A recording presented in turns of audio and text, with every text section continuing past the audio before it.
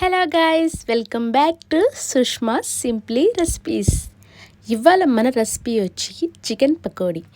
ఈ వర్షాకాలంలో చికెన్ పకోడీని వేడివేడిగా వేసుకొని తింటే ఉంటుంది ఆ ఫీలింగే వేరబ్బా.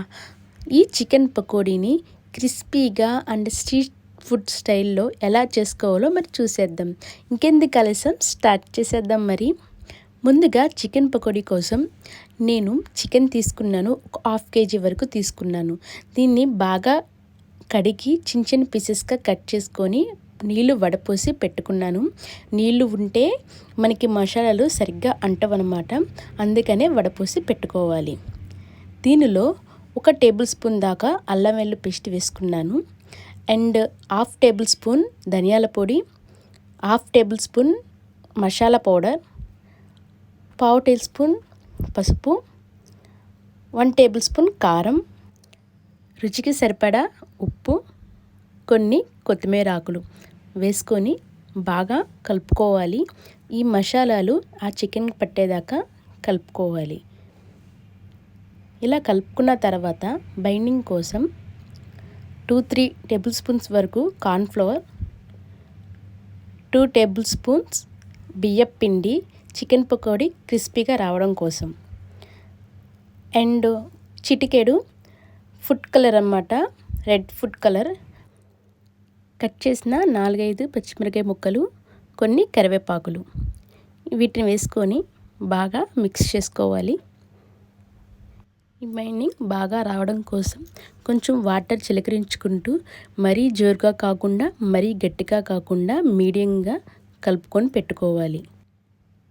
ఇప్పుడు మూత పెట్టుకొని 1 గంట వరకు పక్కన పెట్టుకోవాలి. అప్పుడు చికెన్కి మసాలాలు బాగా పడతాయి అన్నమాట. డీప్ ఫ్రై కోసం పాన్ పెట్టుకొని డీప్ ఫ్రైకి సరిపడా ఆయిల్ వేసుకోవాలి. ఆయిల్ కాగిన తర్వాత చికెన్ ముక్కల్ని సపరేట్గా కొంచెం దూరంలో వేసి ఫ్రై చేసుకోవాలి. దగ్గరగా వేసినట్టయితే మనకి పైన వేసిన కోటింగ్ పోతుంది, అందుకని దూరంగా వేసుకొని ఫ్రై చేసుకుంటే క్రిస్పీగా వస్తాయి అండ్ టేస్ట్ కూడా చాలా బాగుంటుంది. వీటిని మీడియం ఫ్లేమ్ మీదే ఫ్రై చేయాలి. ఎక్కువ మంట పెట్టినట్టయితే లోన ఉడకదనమాట, అందుకనే మీడియం ఫ్లేమ్లో పెట్టి చికెన్ ముక్కల్ని ఫ్రై చేయాలి. చూడండి, చాలా క్రిస్పీగా ఉన్నాయి, చాలా టేస్టీగా రెడీ అయిపోయినాయి చికెన్ పకోడీ. ఈ పకోడీని ఒక ప్లేట్లోకి తీసుకుందాం. ఇప్పుడు ఇలా తీసుకున్న తర్వాత పచ్చిమిరపకాయలు, కరివేపాకు వేయించి గార్నిష్ కోసం వేసాను. చూడండి ఎంత బాగుందో చికెన్ పకోడీ. మీకు కలర్ కానీ క్రిస్పీ కానీ మీకు తెలుస్తుంది. సో డెఫినెట్గా మీ ఇంట్లో కూడా ట్రై చేయండి. అండ్ మీకు ఈ వీడియో నచ్చితే లైక్ చేయండి, ఇది మీకు యూజ్ అవుతుంది అనుకుంటే షేర్ చేయండి, అండ్ సబ్స్క్రైబ్ చేసి పక్కన బెల్ ఐకాన్ని ట్యాప్ చేయండి. వేరొక వీడియోలో కలుద్దాం. ఉంటాను, బాయ్.